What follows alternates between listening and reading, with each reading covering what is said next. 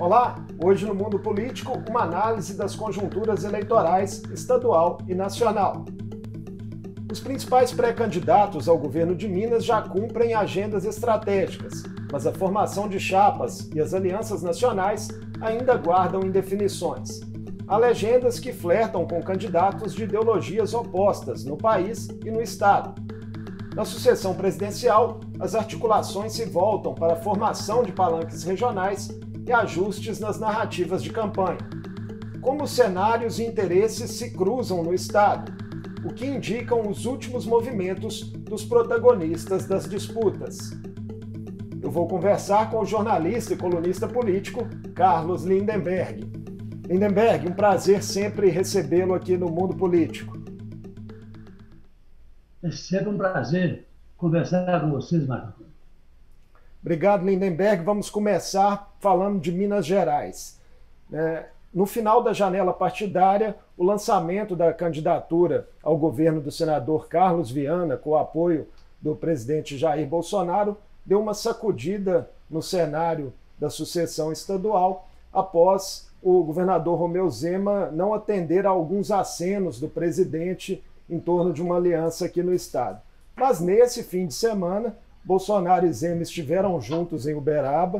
O presidente da República fez fartos elogios ao governador, disse que ele era um exemplo para a classe política e chegou a erguer o braço dele numa cerimônia em que Viana estava presente.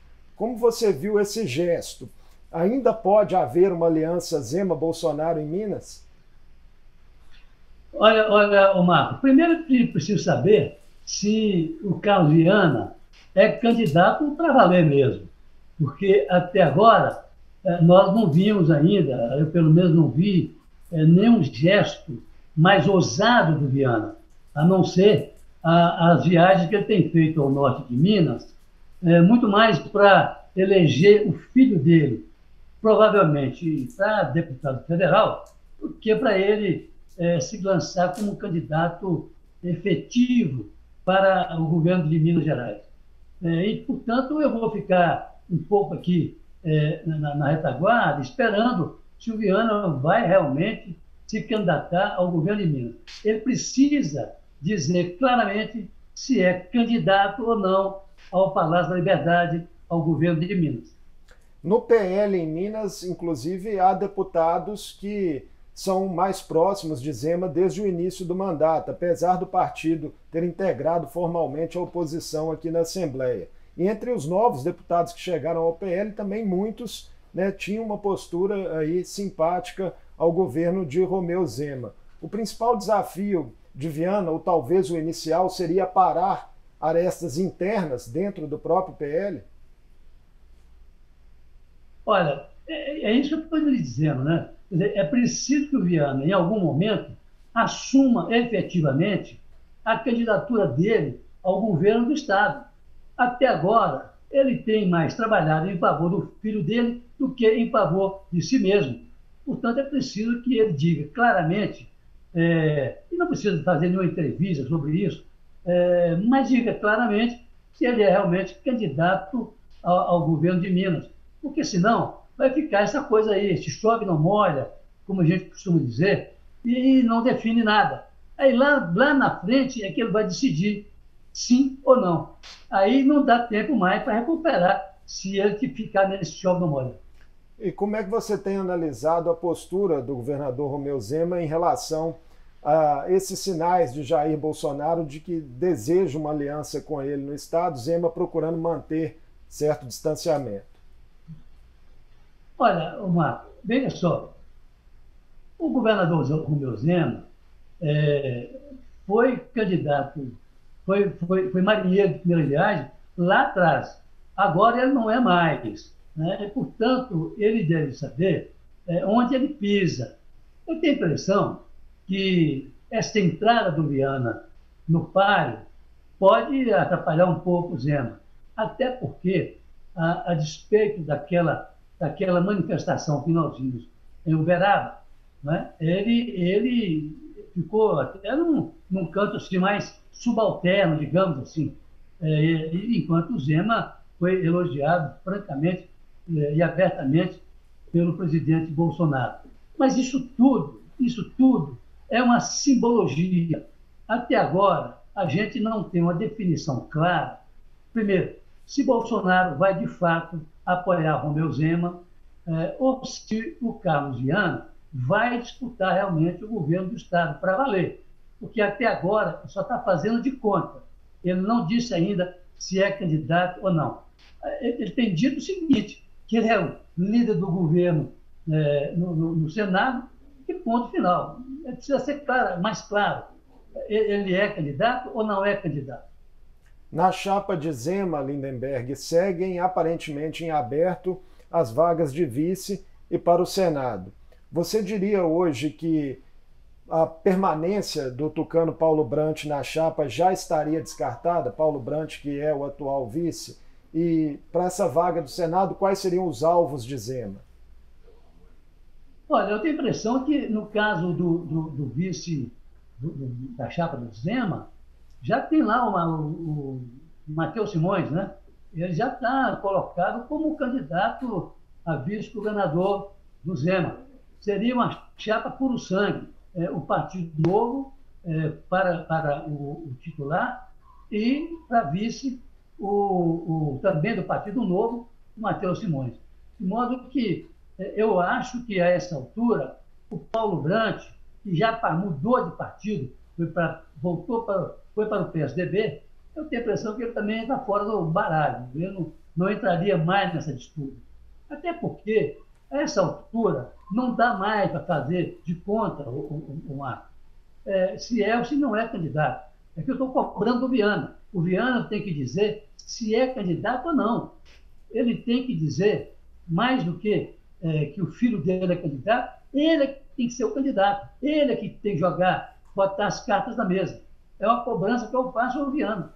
Em relação a Zema, especulou-se negociações que estariam em curso dele com partidos como MDB, União Brasil, Cidadania e o próprio PSDB, em torno de tentar fechar um apoio em bloco desses partidos. Caso essas negociações avancem, você acredita que poderia haver uma mudança aí? O Partido Novo abrir mão dessa chapa pura para ter um vice de outra legenda? Fala-se, por exemplo, no deputado federal Bilac Pinto. É um dos bons falados, Bilac Pinto, Marcelo Arco. Eu acho que tudo isso são ensaios. São ensaios, você acha que essas negociações têm pouca chance de ir para frente? Há muito pouca chance, viu? Na medida em que, por exemplo, o Romeu Zema, primeiro que não há uma relação clara do Romeu Zema com relação ao Bolsonaro. E isso para ele é fundamental, porque sem ele, sem o apoio do Bolsonaro, o Zema seria galinha de voo curto. Ele não vai muito longe.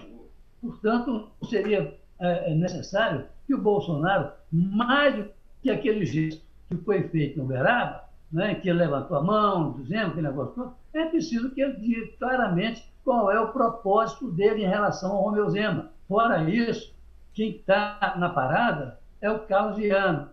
Eu continuo cobrando o Carlos Viana que tome a posição e se defina como candidato, não. O governador Lindenberg vem nos últimos meses em um embate forte aí com as principais categorias do serviço público estadual e com a própria Assembleia em torno da questão de recomposição salarial. Conseguiu uma liminar do STF autorizando que ele pague, por enquanto, apenas os 10,06% de reajuste linear que ele próprio havia proposto. Você acha que esse tema tem potencial para desgastar a imagem de Zema e prejudicá-lo no processo eleitoral?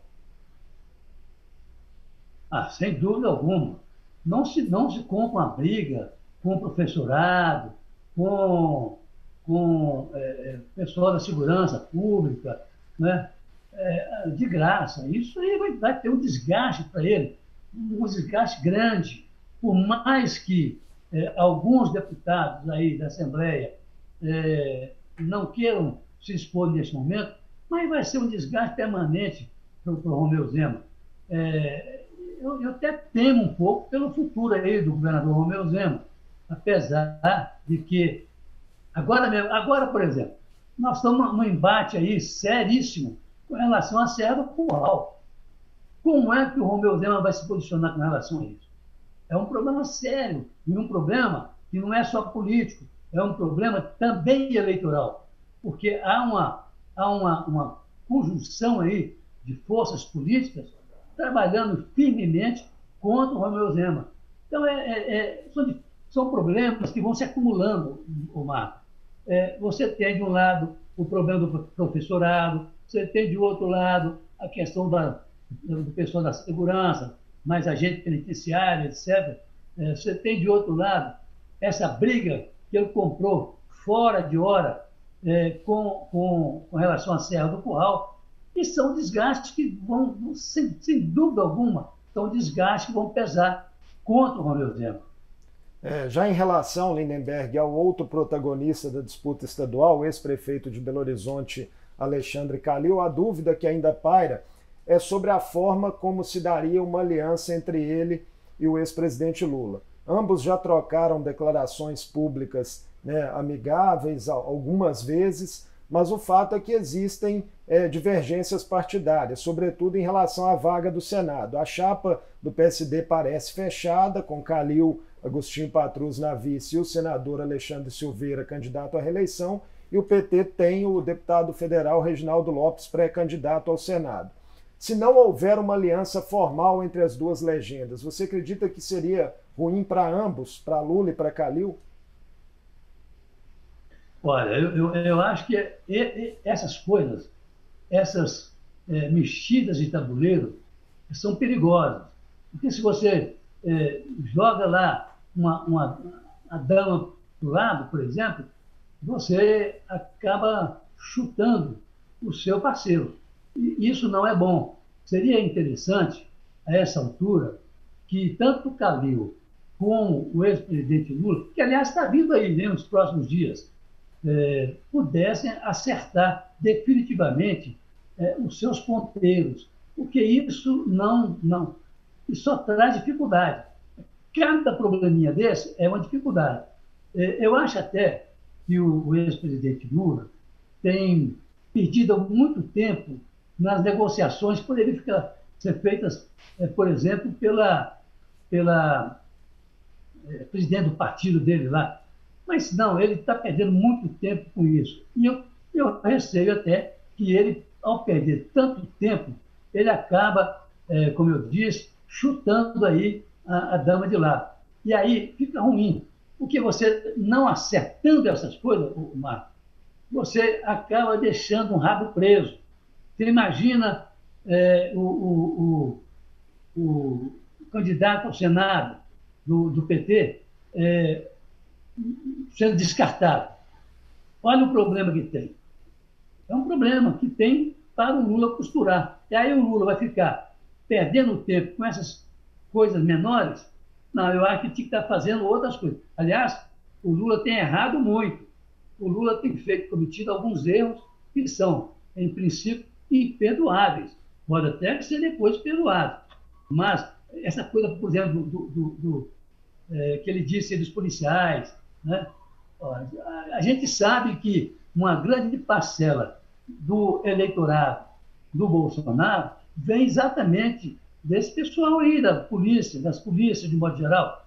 Então, o Lula não deveria perder tanto tempo assim. Colocasse a Gleice Hoffmann para cuidar disso, ou então o Fernando Haddad, que também está com suas dificuldades lá em São Paulo, mas, enfim, ele não pode ficar perdendo tempo assim. E objetivamente, né, sem uma aliança formal entre PT e PSD, pelo menos no primeiro turno ficariam inviáveis peças, por exemplo, de campanha conjuntas de Lula e Calil, né? Exatamente. Esse é um dos problemas que eu estava falando agora, referindo agora, que fica uma coisa estranha. Ou acerta ou não acerta. O que não pode é você ficar perdendo tempo com essas pequenas coisas que são importantes para o jogo político, mas não são determinantes. O PSD, o partido de Calil, né, tende nacionalmente a liberar os estados para decidirem quem apoiar, né, na eleição presidencial. E também aqui em Minas há deputados, parlamentares da legenda que são mais simpáticos a Jair Bolsonaro do que a Lula. Dissidências vão ser inevitáveis no PSD? Ah, não tenha dúvida, não tenha dúvida. Até porque o presidente nacional do partido também não foi tão enfático até agora com relação aí ao apoio direto ao Calil. O que eu imagino, Omar, é o seguinte, é que, no fundo, o que o ex-presidente Lula está tentando armar é uma coisa que eu costumo dizer nesses meus comentários, que é o seguinte, é fechar o Triângulo das Bermudas, ou seja, fechar Minas Gerais, né, com Calil, fechar o Rio de Janeiro, lá com o prefeito do Rio, até porque o governador é contra o Lula.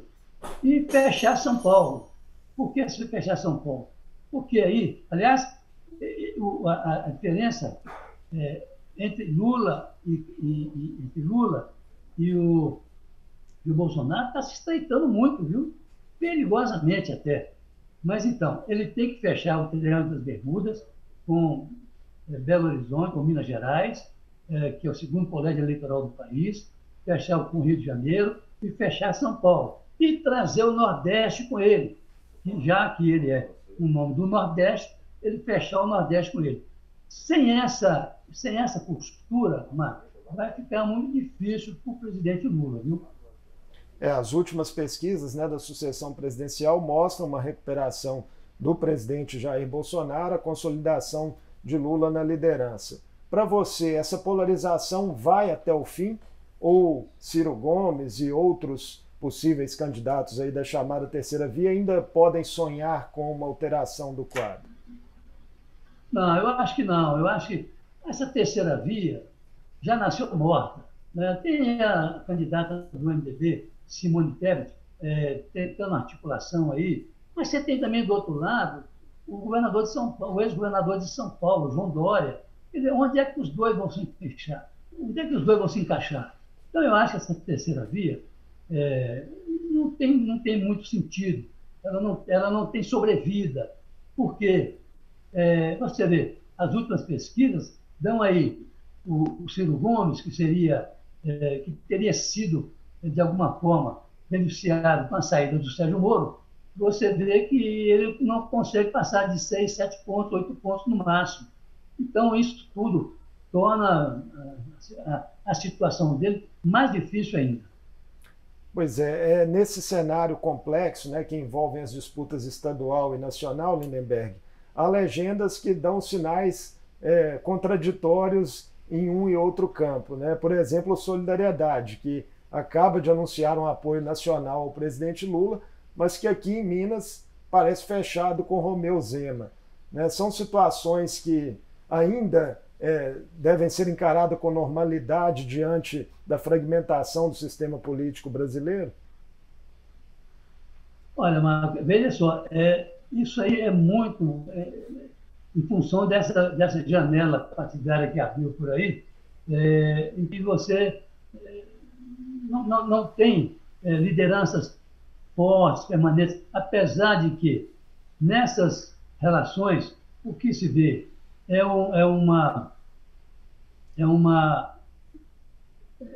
aliás, eu acho que essa janela partidária bagunçou esse jogo todo, viu? A despeito dos 4 anos que eles devem ter compromisso um com o outro. Mas essa janela partidária, que é uma coisa que foi proibida lá atrás pelo TSE, isso traz um problema grande para a questão política, viu? Pois uma dos focos da disputa, né, Lindenberg, tanto para o governo de Minas quanto para a presidência da República é o interior de Minas Gerais, né, um estado vasto, com 853 municípios, né, regiões do estado que espelham votações de outras regiões do país. E Alexandre Calil tem anunciado a intenção de viajar, né, agora pelo estado, indo em regiões, sobretudo de menor IDH, para tentar difundir sua campanha. Para você, o que deve pesar mais, você que conhece tão bem o interior de Minas e suas diferenças, O que deve pesar mais nessa disputa estadual? Seriam as políticas públicas locais, a discussão sobre elas, ou a própria associação ao jogo nacional, a essa disputa entre Lula e Bolsonaro? Olha, eu acho que são as discussões das políticas públicas, elas deverão ter um peso considerável no mapa, porque se você não tem políticas públicas definidas, e nisso aí, o presidente Bolsonaro, que pode ter alguma coisa para mostrar, mas não tem muito, ele acaba perdendo o jogo no discurso do presidente Lula, do ex-presidente Lula. Porque o ex-presidente Lula, apesar de alguns erros que tem cometido aí, ele conhece bem essa história. Ele é presidente 2 vezes, ele tem conhecimento disso. De maneira que eu acho que vai ser, aí esse confronto polarizado como está, vai ser um pouco pesado para o Bolsonaro, a despeito da diferença que o Bolsonaro vem tirando em relação à frente do ex-presidente Lula.